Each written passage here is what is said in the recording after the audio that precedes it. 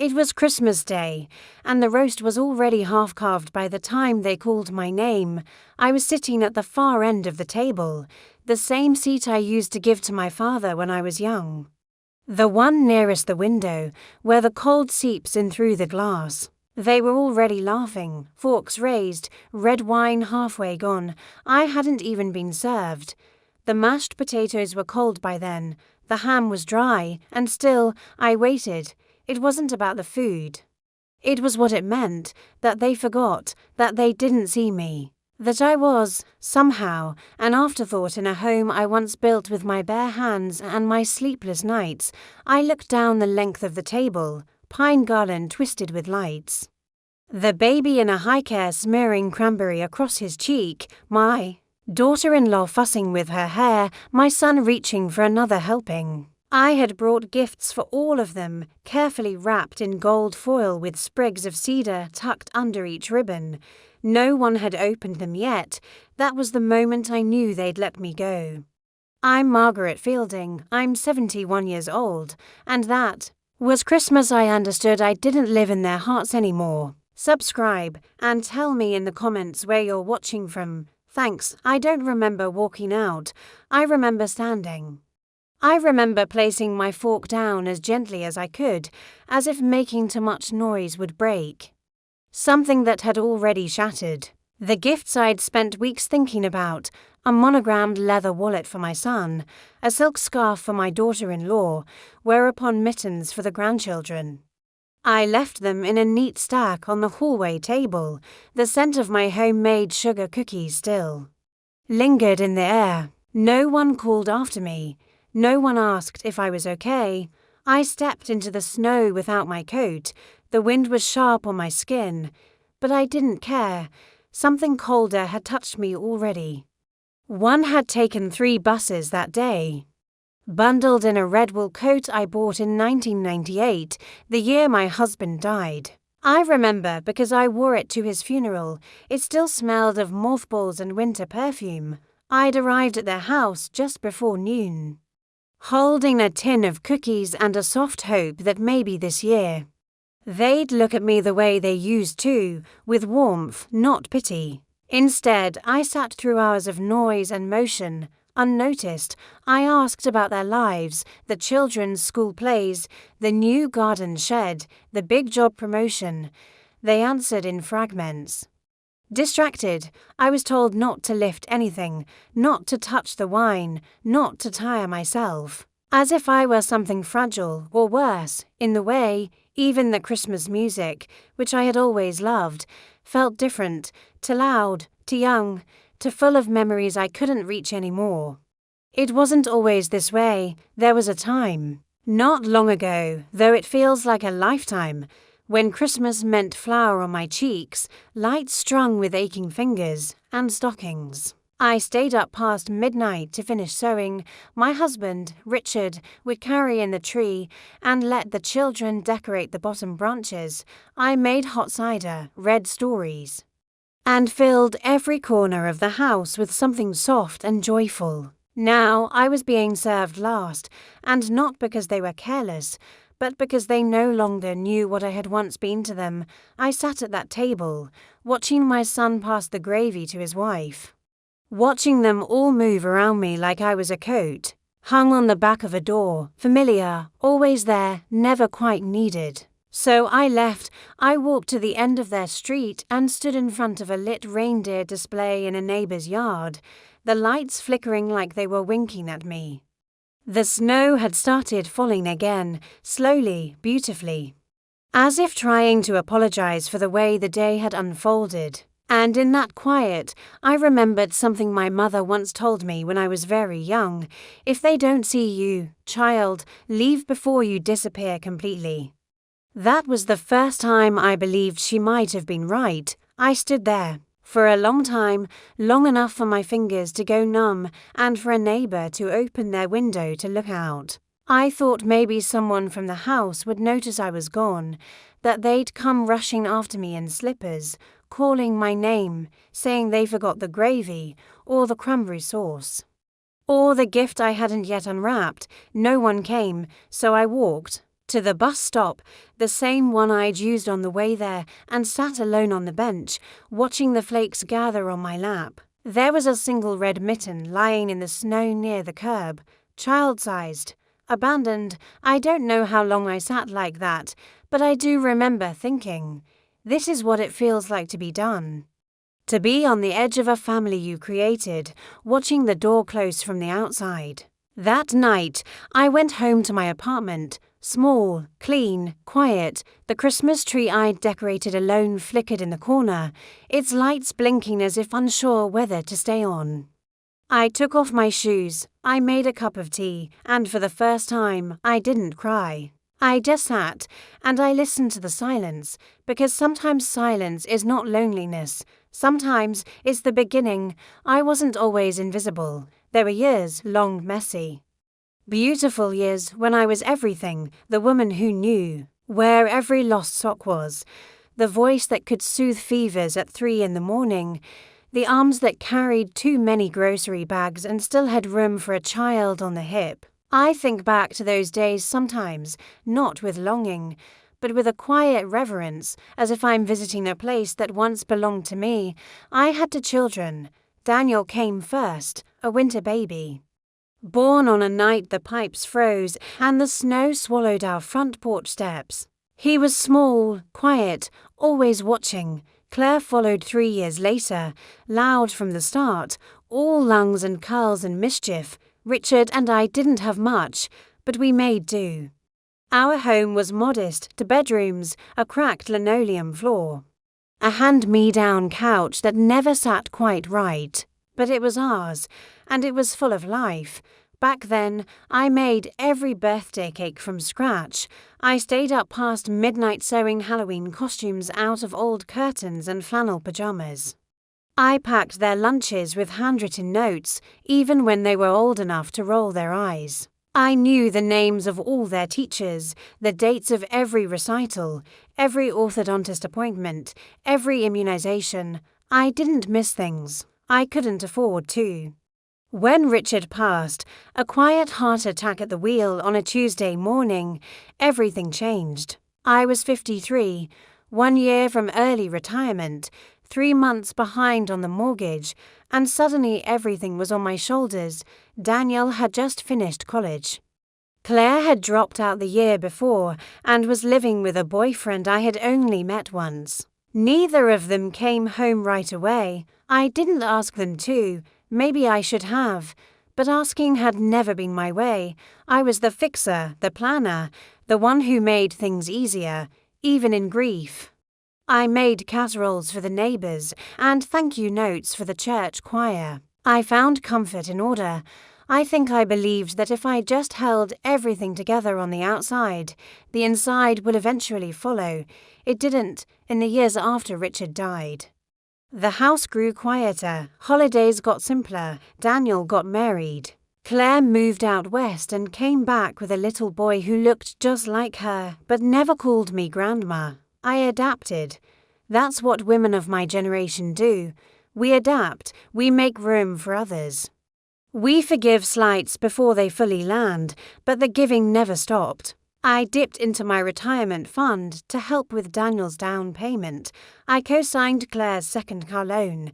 When Claire's marriage ended in a blur of lawyers and late-night phone calls, I let her move into the guest room for nearly a year, never asking for rent. I babysat her son while she worked double shifts. I took on medical bills when she lost coverage. I spent entire weekends stitching together the pieces of their lives, quietly, without thanks. Without being asked, I never thought of it as a sacrifice. At least, not in the beginning. It was just love, a mother's love, the kind that runs underneath everything like a river no one sees. But there comes a point when love turns into expectation. Not from you, but from the people you gave it to. A slow shift happens. You go from being appreciated to being assumed. Your kindness becomes currency, your presence an obligation. And if you ever pull back, even slightly, they look at you not with concern, but with confusion, as if you're breaking a rule they never had to say out loud. I remember once, about 7 years ago, Daniel called me in the middle of a storm. His wife had locked herself in the bathroom. The baby was screaming, and he just needed help. It was nearly midnight. My back had been out for a week. I was 2 hours away. But I went, no questions, no complaints. I drove through sleet, slept on the couch, soothed the baby with songs I hadn't sung in years. By morning, his wife had made breakfast like nothing had happened. Daniel thanked me with a quick hug at the door. I drove home alone. I remember passing a diner with yellow lights in the windows, and for a moment I almost pulled in, just to sit, to be served, but I didn't. I went home, washed the clothes that smelled of baby powder and sour milk, took to Advil, cried into a cup of tea, and then got up the next morning to go to work. That's the thing they never saw, the effort behind the ease, the way I folded myself down so they could rise. I didn't need applause. But a little memory would have been nice, a recognition that I was once the reason the lights stayed on and the Christmas stockings were filled. That I was the woman who cut crusts off sandwiches and paid for Claire's therapy and mailed birthday cards even when they forgot mine. I think we all believe our love is shaping something, that it's going into the bricks and beams of our families like mortar. But what happens when the house forgets the hands that built it? I look at old photographs now, the ones where I'm behind the camera, holding the cake, tying the shoelace, sweeping the confetti from the floor. I was always in the background, smiling, tired, proud, and somewhere along the way, I think they started to believe that background was where I belonged, that I would always be there, waiting, giving, smiling on cue, and for a long time I was, until that Christmas dinner, until I saw the shape of the table, and realized I was sitting at the farthest edge of a life I had given everything to. That was when the giving stopped feeling holy. That was when it started to feel like a loss. It never happens all at once. That's the part no one tells you. It's not a single, thunderous break. It's not slammed doors or shouting matches or words you can never take back. No, it's quieter than that, softer, like a roof that begins to leak in places no one sees. A slow seeping. A gradual hollowing. I suppose the first hurt should have been easier to name, but it wasn't, because it was small. Claire stopped calling on Sundays. We used to talk every weekend, 10 o'clock sharp, her voice bright and fast, telling me about traffic and co-workers and things she thought she might cook but never did. Then the calls turned into texts, then the texts turned into silence. I told myself she was busy. She always had been. But busy people still remember birthdays. The second hurt was even smaller, if you measured it on the outside.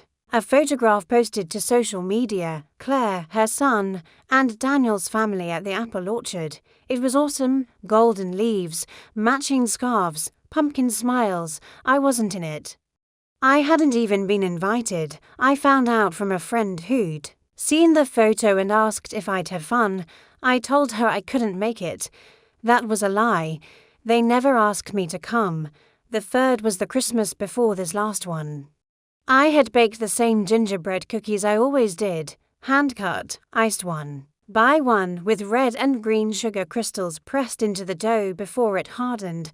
I brought to tins, tied with plaid ribbon. Daniel's wife thanked me.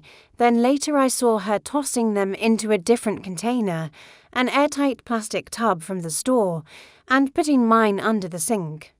Said they were too sweet for the children. I never brought cookies. Again, and so it went. 100 quiet hurts. They didn't mean to be cruel, I don't think. That's the part that made it harder. If they had been outright unkind, if there had been yelling or rejection or violence, maybe I could have stood up straighter, said something brave, drawn a line in the sand, but there was no line. Only erosion. I remember when Daniel bought the new house, a 4-bedroom colonial with a white fence and a swing in the backyard. He didn't ask me to come see it. I heard about it through someone at church. When I asked him, weeks later, he said they were just so busy with boxes and promised to invite me once things settled. He never did. I drove by once, on my own. It was dusk. The windows glowed gold and warm. The swing creaked in the wind, empty. I didn't park. I didn't knock.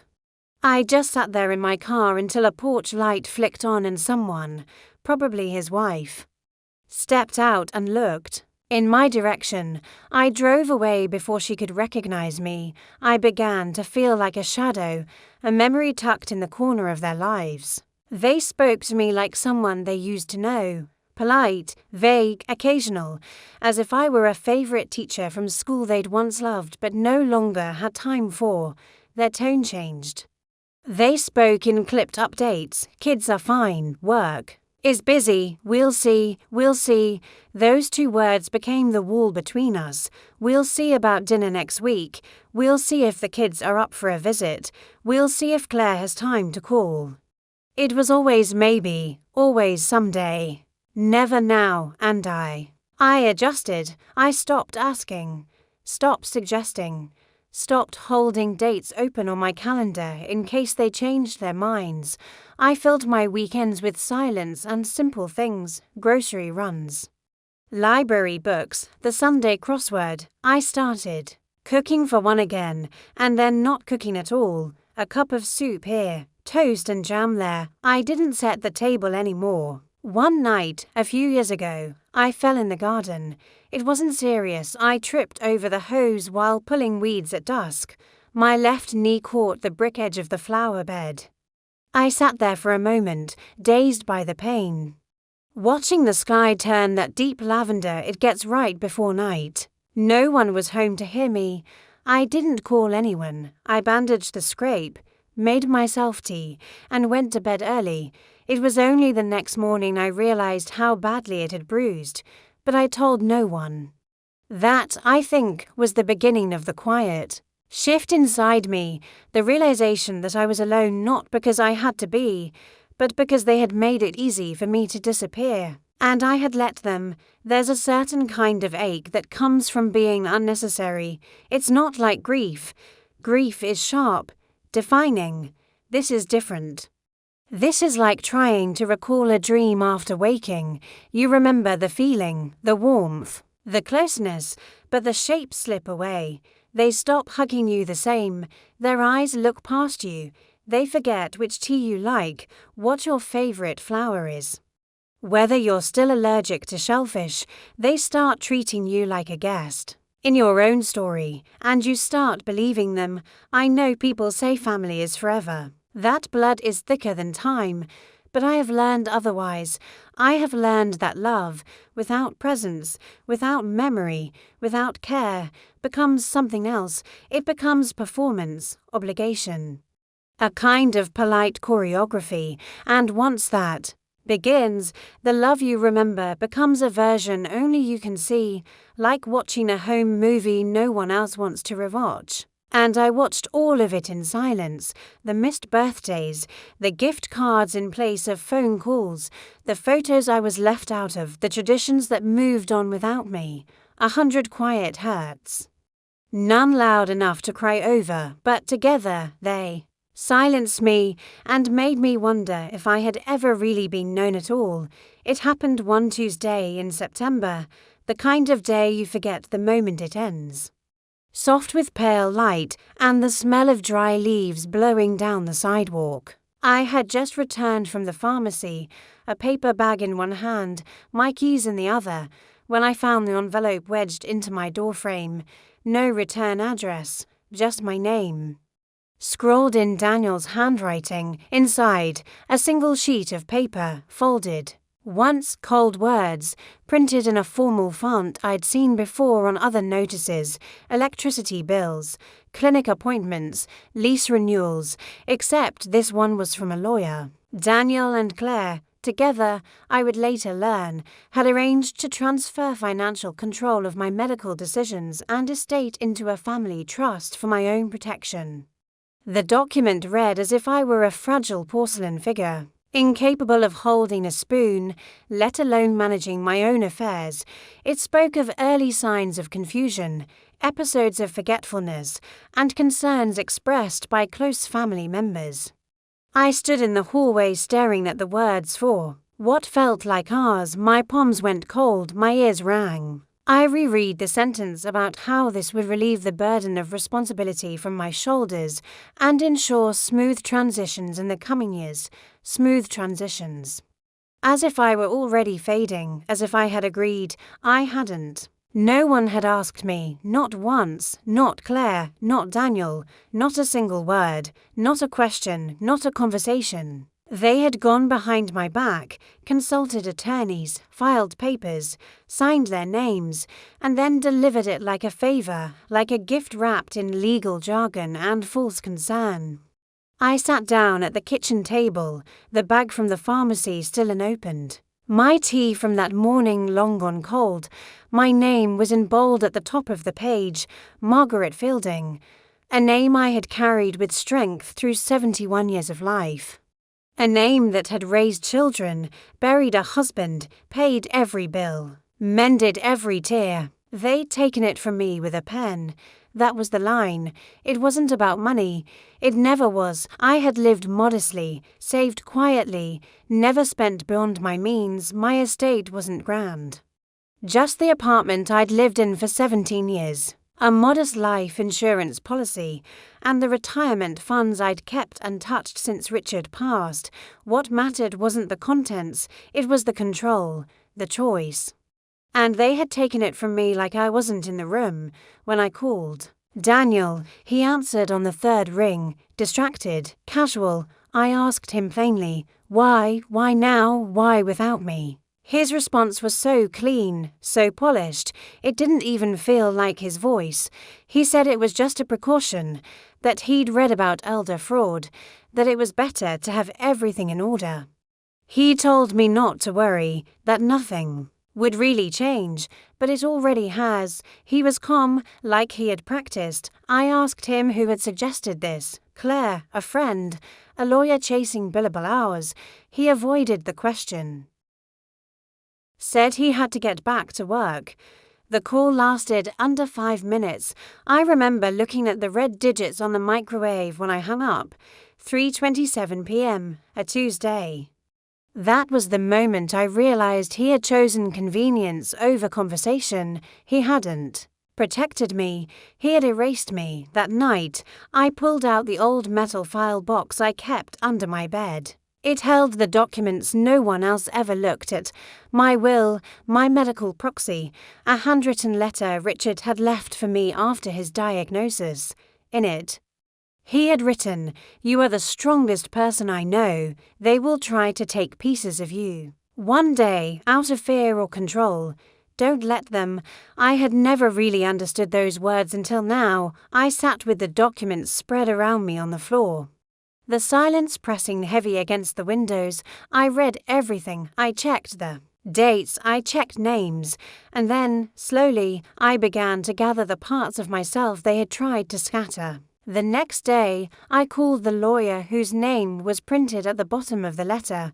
I asked questions. I asked for copies. I requested to revoke the powers. She sounded surprised. Not because I was calling, but because I was still so lucid. So clear, so grounded, as if she had been told otherwise.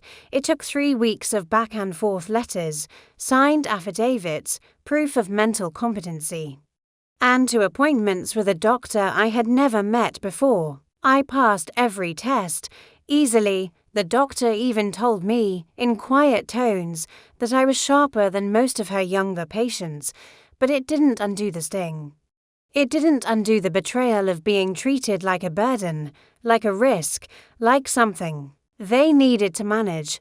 I never told Claire I knew she'd been part of it, but I saw her name on one of the early trust documents. She had listed herself as secondary trustee. Just in case Daniel couldn't fulfill the duties, just in case. As if my future was something they could split up between them like the last slice of cake. I began to withdraw after that, not out of anger, not yet, but out of preservation. I stopped offering. I stopped reminding them of my appointments or updating them on my check-ins or errands. I lived quietly, without mention. I paid my own bills, I kept my own notes, and they never noticed, because the truth is, they had already written me out of their story.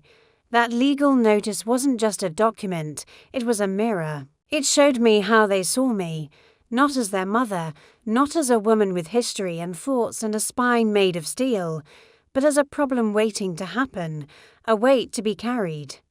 A chapter to be closed quietly before it got messy. They had mistaken my silence for decline, but I wasn't fading, I was watching, and I was beginning to remember just how much I still had left to write after the paperwork was reversed. I didn't make a single announcement, no angry calls, no letters, no dramatic declarations. I simply folded the official letter, the one reinstating my full rights and dissolving the trust they'd placed over me, and tucked it quietly into the same file box beneath my bed. It rested there, beside Richard's final note, like a truth I no longer had to prove. From that day forward, I let the silence grow, not in defiance, but in discipline. Something had broken, not loud, not messy, but clean like a thread pulled taut, and then snapped. I didn't cry, I didn't rage, I didn't beg for them to see what they'd done. I had begged in quieter ways for years, in warm meals, in long drives, in birthday reminders and baked goods. My life had been one long offering, and now the altar stood empty. I stopped initiating anything. No more text messages checking in. No more weather updates or friendly voicemails. I let the spaces between us widen like cracks in dry earth. I didn't answer when they called late. After 2 glasses of wine or a fight with their spouse, I didn't volunteer my Sunday afternoons. For babysitting, I let them make their plans without me. They barely noticed the change. That was what stung most, not their cruelty, but their comfort. How easily they adapted to my absence.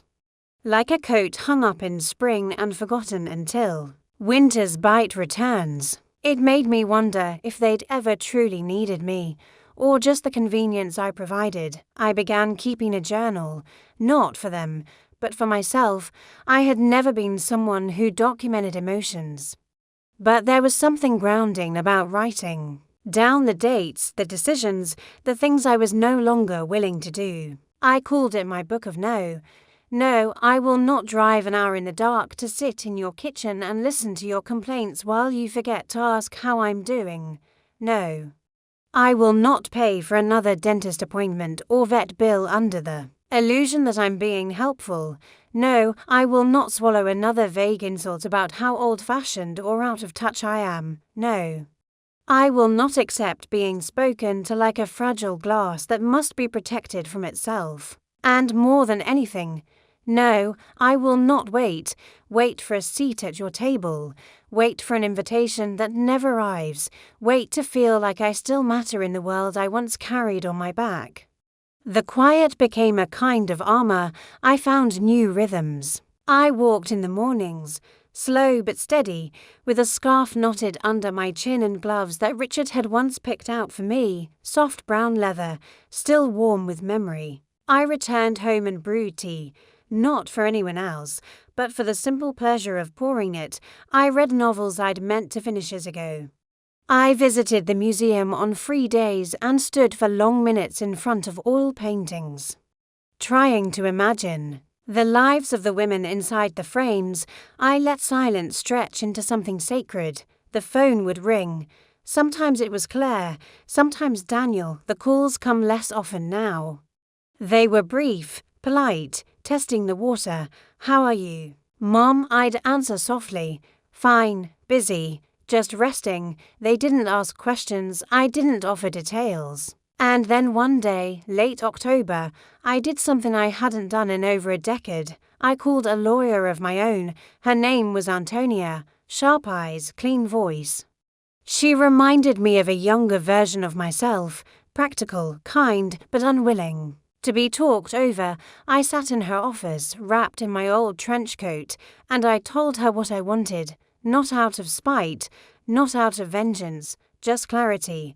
I updated my will. I removed Daniel and Claire as co-executors. I reassigned my medical proxy to someone else, a friend from church, Marianne, who had known me for 20 years and had visited more times in a single winter than my own children had in 5. I left a note to be read after my passing, a plain one, no melodrama, just the facts, what I had done, why did I do it, and what I had chosen instead. When Antonia asked if I wanted to notify them, I shook my head, no.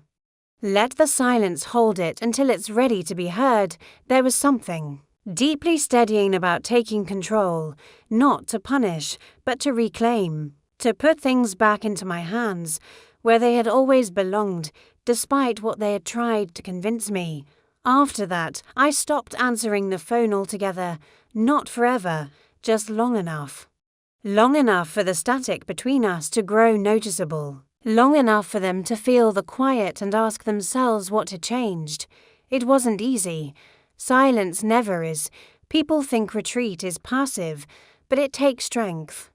To bite your tongue when they send a last-minute holiday invitation, to not respond when they text you photos of the grandchildren after weeks of silence. To resist the pull of old patterns, to stay rooted in your decision, in your worth, because the hardest part about going quiet is realizing how much noise you used to make to feel needed. And how little they noticed when it stopped. I don't know when they'll understand, or if they ever will. Maybe they'll notice at Christmas again, when the table feels odd even without me seated at the coldest end. Maybe they'll glance at the gifts I no longer wrapped, or maybe they won't feel the absence at all. But I do, and for the first time, it feels like peace, like an unclenched fist. Like the end of a sentence I've been trying to finish for years, I no longer need to explain myself. I no longer need to justify why I walked away from the edge of their convenience and into the center of my own quiet. I didn't disappear. I simply stopped waiting to be remembered. When you stop giving all of yourself to people who barely notice, something strange begins to happen. Slowly, almost imperceptibly, your time becomes yours again, not just in the practical sense, the hours, the minutes, but in the emotional sense. You begin to wake up not as someone waiting to be needed, but as someone who simply is. That first winter after I went quiet, I started walking a different path through the park. I used to follow the paved loop, the smooth, obvious route with benches at regular intervals and families pushing strollers past the same small duck pond. But that winter, I took the unpaved trail. The one that dipped behind the woods and curved near the old greenhouse. Long abandoned and leaning with ivy. It was quieter there, wild. The path was less certain, especially after the snow, but I liked it that way. I liked that no one expected me there. I began seeing things again, not just looking, but seeing the frost on the grass glinting like crushed glass in the morning light, the way the trees moved in the wind, not like dancers, but like old women adjusting their shawls. I saw a fox. Once thin and red, darting through the trees. It paused to look at me. We both blinked, and then it disappeared. It felt like I had too, but this time I chose it. My days were no longer filled with calls I didn't want to answer or errands done out of guilt. I made room for what I'd once postponed: pottery classes at the community centre, poetry readings at the library, Thursday night dinners with Marianne. I said yes to small joys, the ones that didn't ask me to shrink. I even went to the beach once, in March. When it was too cold for anyone else, I stood there wrapped in my wool coat, the wind loud and reckless, and I let it wash over me like an apology for all the years I'd spent holding my breath. The sea didn't care who I used to be. It made space for me anyway. That spring, I planted nasturtiums in the window boxes. I hadn't grown anything in years. The soil clung to my fingernails. And my back ached for days, but when those first blooms appeared, orange, bold, unapologetic, I cried, not because they were beautiful, though they were, but because I had done something just for myself. I even bought a new chair for the living room, a deep green velvet one with high arms and brass legs. It didn't match the couch, but it matched me. I placed it by the window, next to a small side table where I kept a stack of books and a glass dish full of hard peppermint candies. Some nights I'd sit there and watch the streetlights flicker on. I didn't need a television. The world was enough, and slowly my posture changed. I used to walk with my shoulders drawn inward, like I was always bracing for the next disappointment. Now I moved more upright, not proud, exactly, but present, my chin lifted, my eyes steadier. Even strangers seemed to notice. The barista at the corner cafe started remembering my order. The woman at the post office asked about my earrings. I felt, for the first time in years, visible again, not because someone needed me, but because I took up space and no longer apologized for it. Money became something I watched more closely, not from fear, but from purpose. I cancelled the small automatic transfers I used to make to Daniel's account. Quiet gestures he never acknowledged. I didn't renew the Grandkids magazine subscriptions. I kept my name off birthday registries, not out of bitterness, just closure instead. I started saving for something I'd never dared to before, a trip. It wasn't extravagant. Just a 3-day train ride through the mountains, one of those scenic routes with wide windows and slow stops, the kind people book when they want to see the world without rushing through it. I found it online one afternoon and bookmarked it. Every week, I tucked a bit away, grocery change, a refund check, a small birthday deposit I received from an old friend. I called it my green chair fund.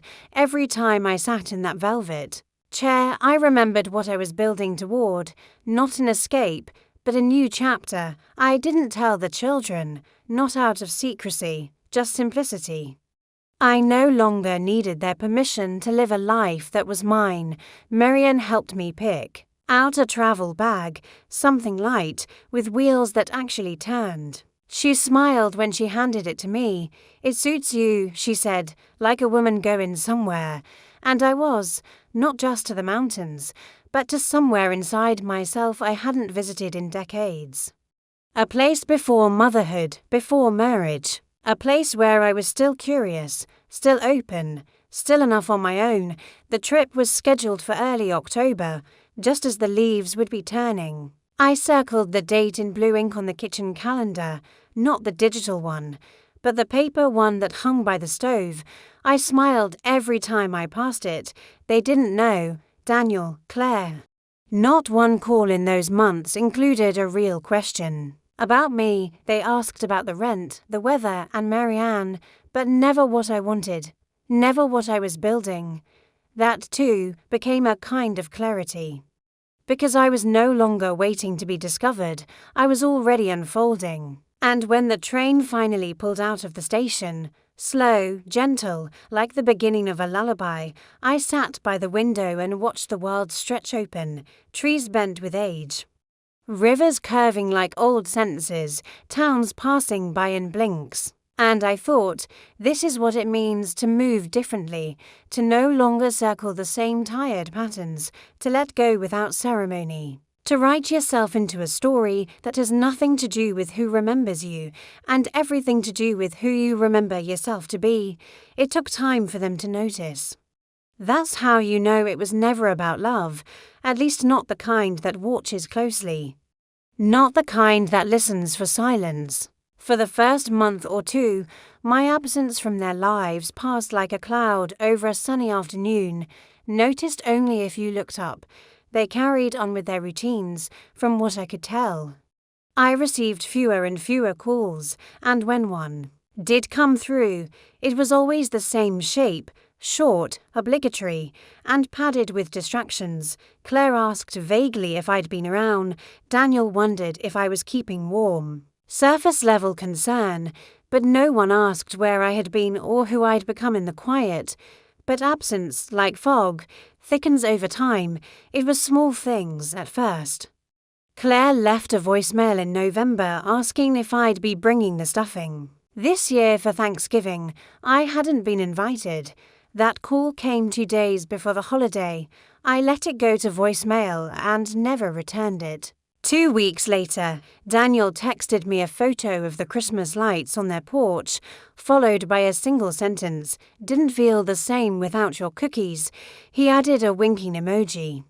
As if that made it warm, they had missed the sweetness. But not the sauce. I didn't reply. December passed. The day itself was quiet. I didn't travel. I didn't bake. I didn't buy gifts or wrap them in careful gold foil like I had every year since I'd first become a mother.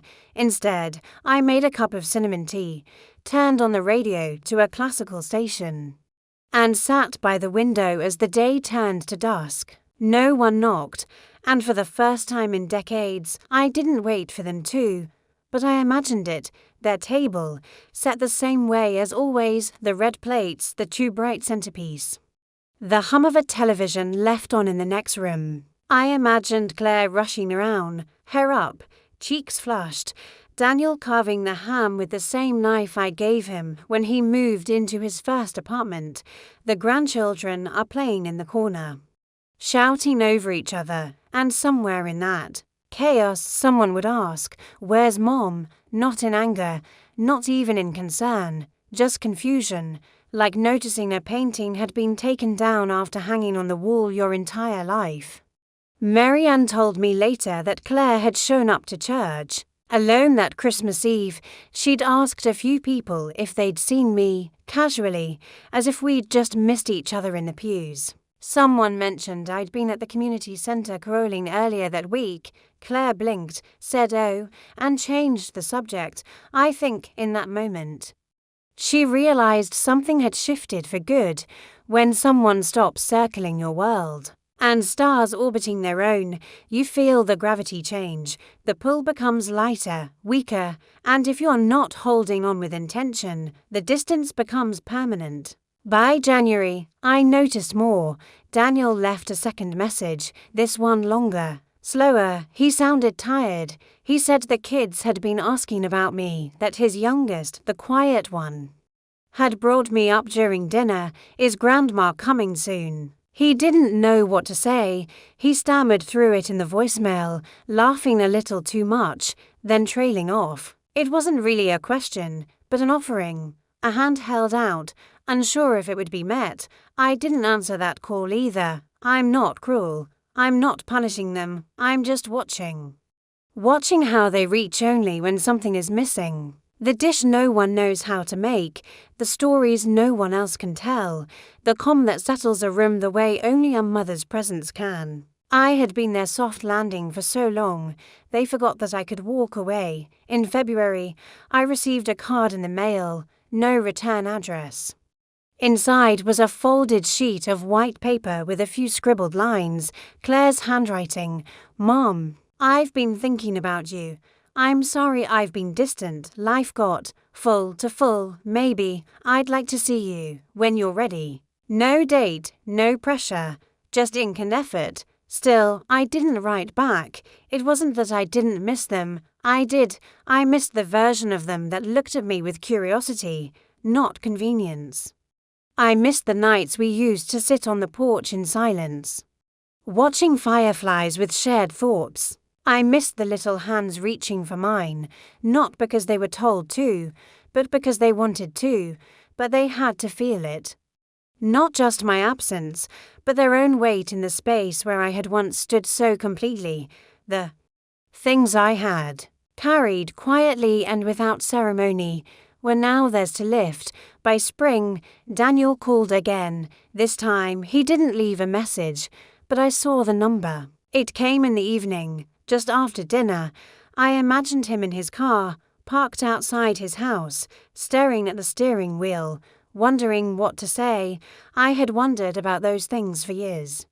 The difference was I had said them, and no one had listened. Now, the silence said it for me. One day, I walked past a community bulletin board and saw a child's drawing posted there, a picture of a family under a crooked rainbow. All holding hands, the figure in the middle had white hair. Grandma, it said in red crayon above her head. It didn't belong to me.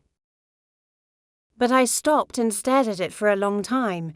That was what I had once been, the center, the tether, the one who held the hands together. Now they held each other without me. But something else happened too. They started realizing what had gone missing: the glue, the grace, the gentle reminders, the way I used to see what no one else did, a bruise hidden beneath a sleeve, a bad day masked in a smile, a loneliness disguised as anger. Without me, they were just surviving each day. With me, they used to feel safe. It's not about pride. It's not revenge. It's about weight. And when I stepped away, they had to carry their own. There are losses that sharpen us, not because they are tragic, but because they are telling. And what they lost, what they are still losing, is not just a mother or a grandmother, but the invisible scaffolding that held their lives steady. I used to be a soft landing, a cushion. Now I'm a mirror, and when they finally look into it fully, they'll see not just me, but what they chose not to hold when they had the chance. It was a Sunday morning in April when I pulled the thick cream-colored envelope from the back of the drawer. I'd written my name on it months earlier in slanted black ink, just for me, not dated, not sealed. I had tucked it away beneath a pile of old postcards and water bills, as if I were afraid of it, or of what it might make me face. But that morning, something stirred in me, a quiet resolve. Like the final nudge after a long waiting, the sky outside was grey, the kind of soft grey that makes the world feel hushed. I made tea, sat in my green chair, and opened the letter with hands steadier than I expected. Inside was a single page, folded in half, my own handwriting. The words came back to me as if I'd only just written them, even though I knew it had been weeks, maybe more. I had written this on the train back from the mountains, the trip that changed everything. I remembered watching the scenery pass, the hills flattening into quiet towns, and feeling something begin to settle inside me. Not sadness, not even peace, just the truth. And I had needed to put that truth somewhere, so I had written to the one person who needed to hear it most, the version of me who had once waited for a seat at her own family's table. The letter read, "You are not invisible. You are not a mistake. You are not asking too much by wanting to be seen, or heard, or loved in a way that feels like presence, not duty. The silence around you is not an accident. It is the result of people growing comfortable with your sacrifice. But you, my dear, are not built for erasure. You have held more grief than they'll ever know. You've tucked pain beneath the corners of quilts and casseroles. You've smiled through loneliness, swallowed your disappointment, and convinced yourself it was kindness. But today, I want you to know, it's okay to stop. It's okay to leave the gifts on the table and walk away before you're served last. Again, it's okay to write yourself back into the story. You are not too late. You are not too far gone. You are just now arriving. I stared at the last line for a long time. You are just now arriving. It was a strange comfort, that phrase. Like someone opening a door you didn't know you were standing in front of. I folded the letter again, smoothed the crease with my palm, and placed it back in the drawer. But this time, I didn't bury it beneath paper. I left it on top. I wanted to remember. Later that afternoon, I pulled out a second sheet of paper, thicker, textured, the kind I used to reserve for special things. I uncapped a pen and began writing again, this time to Claire, but not Claire who had sent me the trust forms, not the one who had forgotten birthdays and left voicemails without checking whether I was even okay. I wrote to Claire, who had once been 5 years old, with a scraped knee and tear-streaked cheeks, who used to crawl into my lap just to feel the rhythm of my heart. I told her what she had forgotten. I wrote, "You were born into the warmth of my hands. I knew your cry before the nurses handed you to me. You were never a burden, never an obligation. You were the reason I stayed standing on nights I wanted to collapse. I stitched your dresses by hand. I memorized your laugh. I chose your middle name because it reminded me of light. But somewhere along the way, you stopped looking for me. You looked through me instead, and when you did, I disappeared without making a sound. I am not writing this to scold you. I'm writing this because I finally understand that you cannot carry something you've never truly seen. I do not need your guilt. I do not need your apology. I only need you to remember who I was before I became background. I signed it simply, Mom, no flourish, no return address. I didn't send the letter. I placed it beside the first, like to halves of a broken bridge, and then I lit a match. I watched the flames curl the edges of both pages, gold-licking black, smoke curling up like ribbon. I stood by the sink, just in case, but it didn't take long. The paper turned to ash, soft and grey. I tipped the last of it into a shallow dish and set it on the windowsill to cool. It wasn't revenge. It was released. I didn't need the words to be read. I needed them to be said.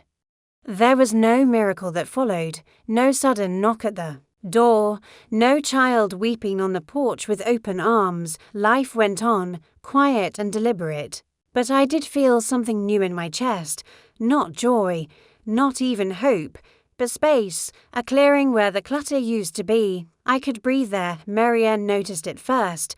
You look taller, she said one day, after our walk. I laughed, but I knew what she meant. Grief compresses you. Love, when unreturned, hollows you out, but the truth makes room. That letter, those letters, didn't change the past, but they let me place it down gently, like setting a box on a high shelf you no longer need to carry. I no longer needed to be understood by them. I understood myself. I had nothing left to prove, and for the first time, I had nothing left to perform. I began writing again after that, not letters, but small fragments, bits of thought, things I had never said out loud, about marriage, about motherhood. About the way we give until we forget we were ever full. I didn't write for an audience. I wrote for the woman who needed to reread herself. There is a power in declaring your own worth, even if no one else hears it. Because when you do, you start to live a little differently. You begin to move toward the sound of your own voice. And that voice, that steady, quiet, weathered voice, becomes the one that finally tells you you were always enough. Even when they didn't see it. My days begin with stillness now. The world seems to move slower in the morning, or maybe I just stopped rushing to meet it. I rise with the light, not the clock. And let the kettle boil while the birds outside arrange themselves in the trees like soft music. My slippers are worn but warm, and the floor beneath my feet no longer feels like something I must conquer, just something I move through. I eat what I want. Sometimes just a slice of toast with honey, sometimes oatmeal with blueberries, and some mornings, nothing at all except tea in my green chair and the company of the quiet. That chair is my favorite place. It faces the window, not toward anything in particular. Just a tree-lined street, a parked car, the neighbor's dog, occasionally sniffing the garden. But from there, I see the world without being part of its rush, and that feels right. I have not spoken to Daniel or Claire in a few months.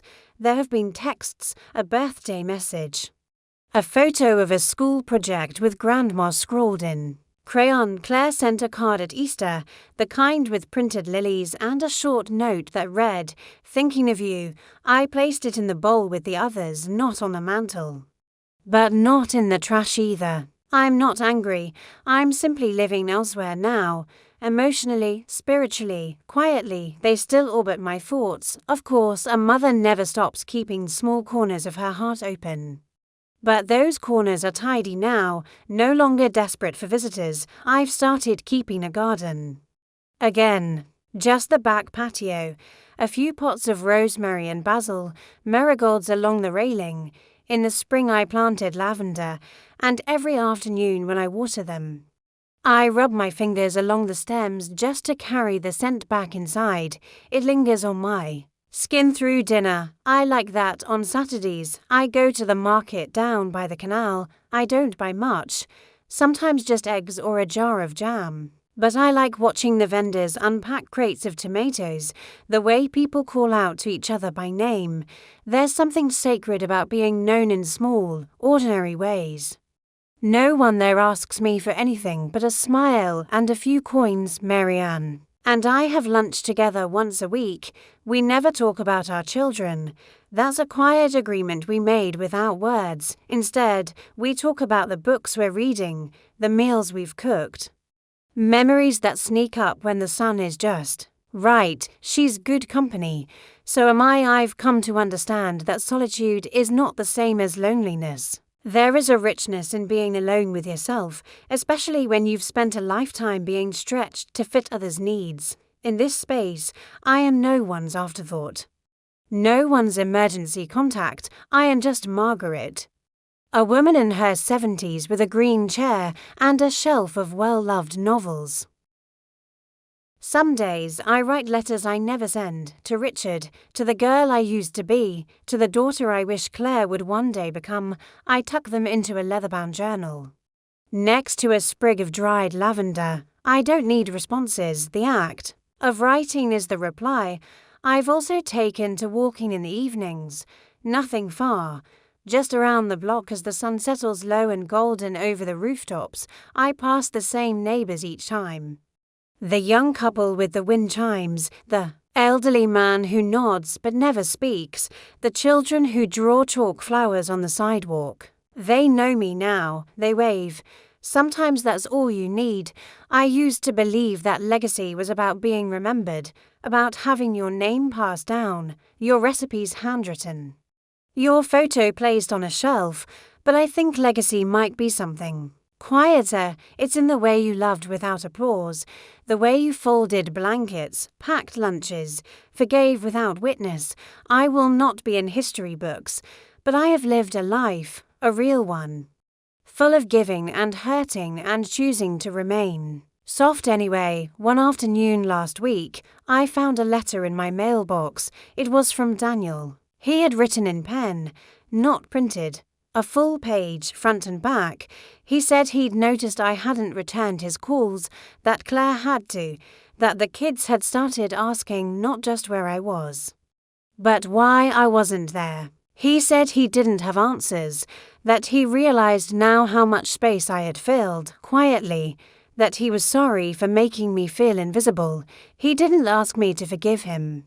He just asked if I was well. I haven't written back yet, not because I'm angry, but because I'm thinking about how forgiveness, like love, cannot be offered out of habit. It must be tended, chosen, given without cost to the self. I'm not ready yet. But I'm not closed either. And that, I suppose, is where I live now, in that space between distance and grace. There's no more performance in me, no more reaching just to keep a connection alive. If they come back, they'll have to meet me where I truly am, not the mother who bends to fit their lives, but the woman who stands fully on her own. And if they don't, that's okay too, because my life is quiet now, and that's enough. I water my plants, I write, I walk, I hum to myself while folding laundry. I light a candle at night and let the shadows stretch across the walls like old friends returning. I don't need the noise anymore. I don't need the seat at the table that always came last. Because now, finally, I've set a place for myself. And when I sit there, alone, content, whole, I realize something I never understood all those years I was begging to be seen. I wasn't angry. I was finally empty, and that was beautiful. Spring passed gently into summer. The air grew softer, the light stayed longer, and the days stretched like linen drying in the breeze, slow, wide. Without rush, I found myself falling into a rhythm. that no longer revolved around anyone else's orbit. There was no performance, no pretense. Just a life, mine, unfolding in small, unremarkable ways that somehow felt more real than anything I had known in years. My roses bloomed early this year, the pink ones. The ones Richard planted the summer before he died. They had grown, wild and spindly in the years I wasn't paying attention. But now, with just a bit of pruning, they were full again, almost unruly in their joy. I sat beside them each morning with my cup of tea, watching the bees work with a kind of silent purpose. No one had to tell them what they were for.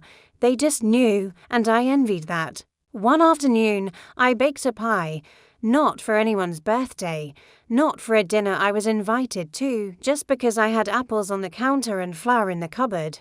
The crust came out crooked, a little too brown at the edges, but the kitchen smelled like memory, cinnamon, vanilla, something sweet and steady. I ate one slice and froze the rest, because I could. I think that's something they never taught us, my generation, that we were allowed to do things just for ourselves. We were taught to make enough for others, to serve first, to hold the plates steady while everyone else filled theirs. And for decades, I poured and poured until there was nothing left in the jug.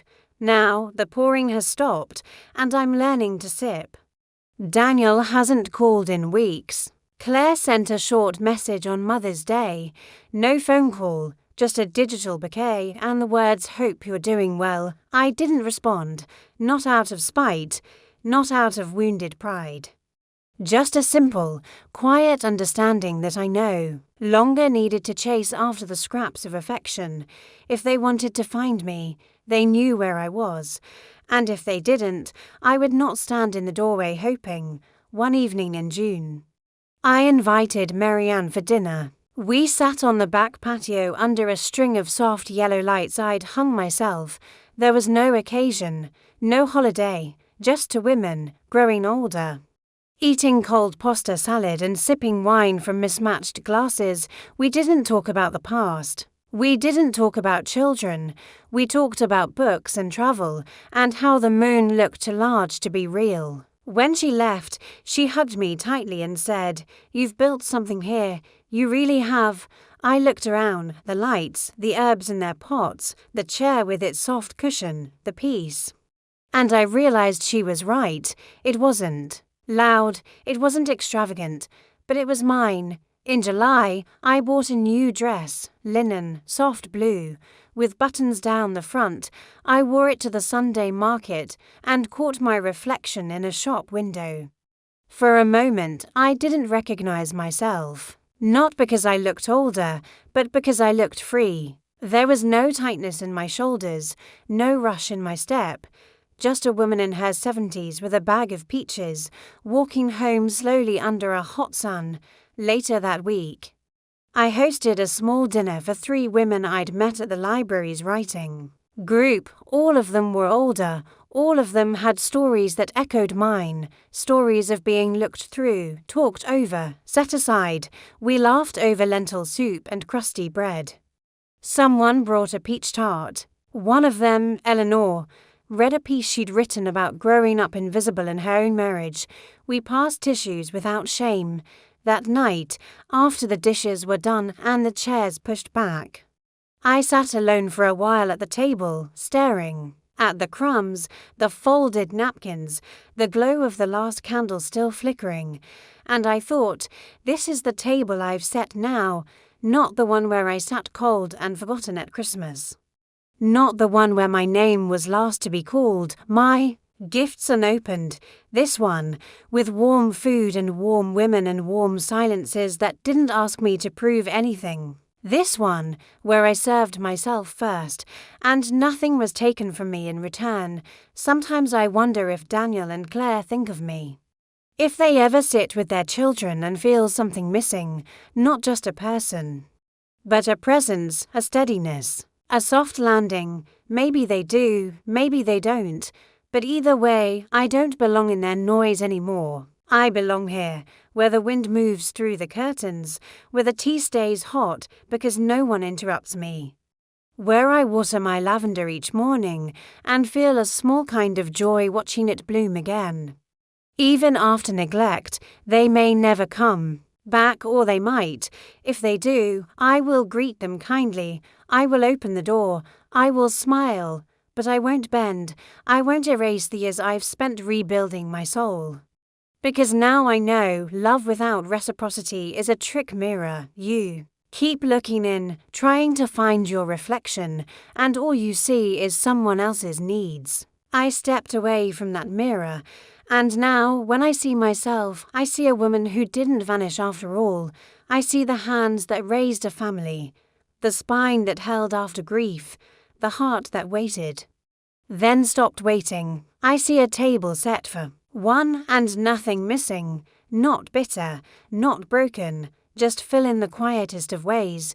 And when the day ends, I blow out the candle, place the linen napkin over the bread for tomorrow, and whisper, not to anyone else but to myself, you did it. Margaret, you made a life again. No audience, no stage, just peace.